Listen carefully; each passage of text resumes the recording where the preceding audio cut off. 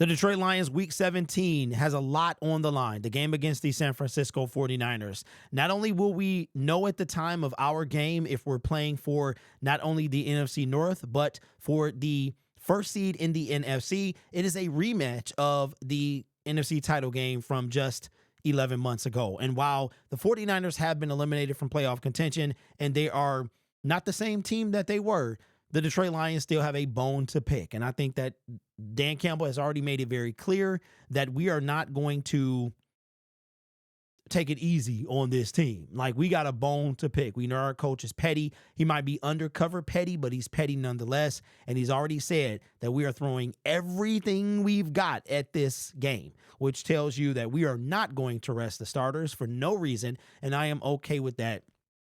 I want to take it to the 49ers. I don't care if they were playing the practice squad or whoever. It doesn't matter. I want to actually destroy them. So with that being said, let's do like we usually do and look at the ESPN playoff matchup predictor. I'm mixing two of their websites together.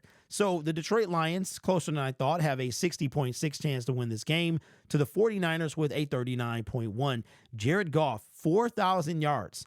That's crazy. 4,095. He needs 905 yards to hit 5,000. He would have to get 905 yards in 2 games. Hey, stranger things have happened. He is 337 for 472 with 33 touchdowns and 10 interceptions. I keep bringing this up because sometimes I think of what chance did Jared Goff really have to win MVP? And I think if he doesn't throw those interceptions at those 5, then he's 33-5. And I think those numbers would be MVP worthy. That's why I keep going back there. Brock Purdy is 273 for 420 for 3,487 yards with 17 touchdowns and 10 interceptions. That is yowzers. That means he throws more than 1 interception for every touchdown that he throws.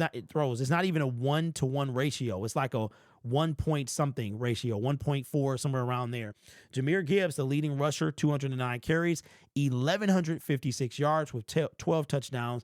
And Jordan Mason, who's on IR, is their leading rusher with 153 carries for 789 yards and 3 touchdowns. Amon-Ra St. Brown, 101 receptions for 1,126 yards with 11 touchdowns. You know it's bad when your leading receiver is a tight end. He has 68 receptions for 967 yards. So last year, Amon-Ra St. Brown had 1,515 yards. Don't think he gets to that this year. He would have to have a monster game in the last 2 games, but nobody cares about individual records. I'm sure they don't. For us, Terrion Arnold was questionable. Khalif Raymond is off I think his 21-day window has open. Alex Anzalone, David Montgomery, Jalen Reeves, Maben. We know about those guys. We've got Tatum Bethune, Kyle Juszczyk. I did not know he was questionable. Isaac Garendo, he's questionable as well. Jaira Brown, I believe that's how you say that. And Colton is out or questionable also. Last 5 games. Feels good to be back in the win column. The Detroit Lions are 4-1 in their last 5 with winning 12 out of their last 11 games. Winning 12 out of their last 13, right? I think I got it right. The 49ers coming off a 2-game losing streak. They are 1-4 in their last 5 games.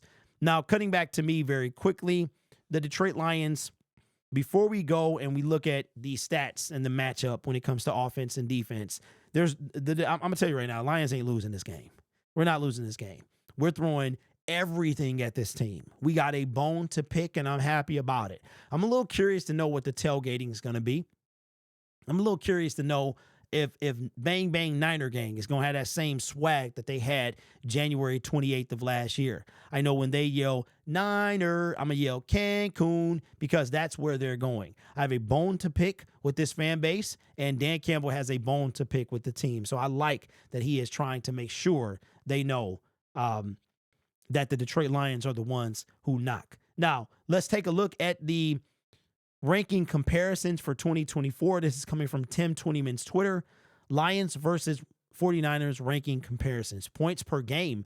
We are first at 32.9. We score over 10 more points than the 16th ranked 49ers. Total offense, we are number 2 to number 8. Rushing offense, 6 to 10. Passing offense, 2 to 7. So we're a lot more evenly matched than I would have thought. Third down offense, we're 5th, they're 10th. Red zone, this is where the game will be decided.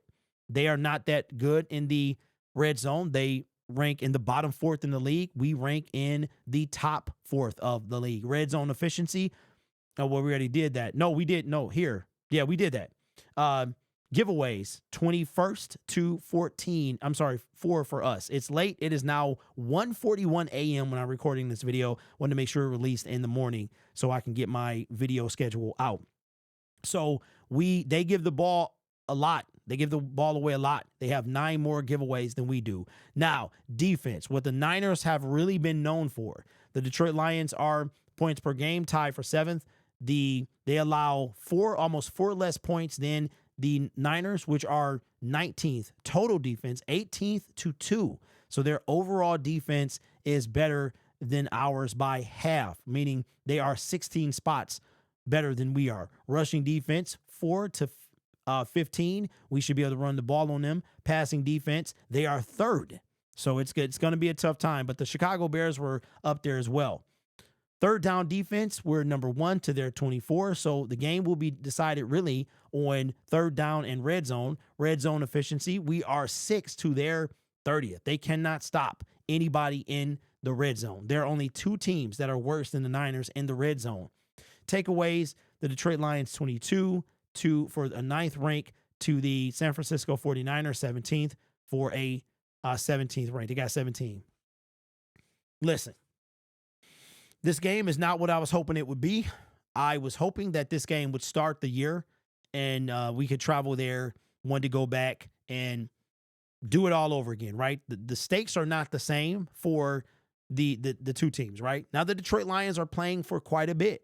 We'll know if they're playing for something or essentially if it's all going to come down to week 18. My hope is that I didn't get to celebrate a NFC title win and a Super Bowl berth last season at Levi Stadium. So my hope is that the Green Bay Packers can do us a solid, beat the Minnesota Vikings, and that the Detroit Lions at that moment going into this game know that if they win this game, they win the NFC North for the 2nd time in a row. They also secure home field advantage throughout the playoffs.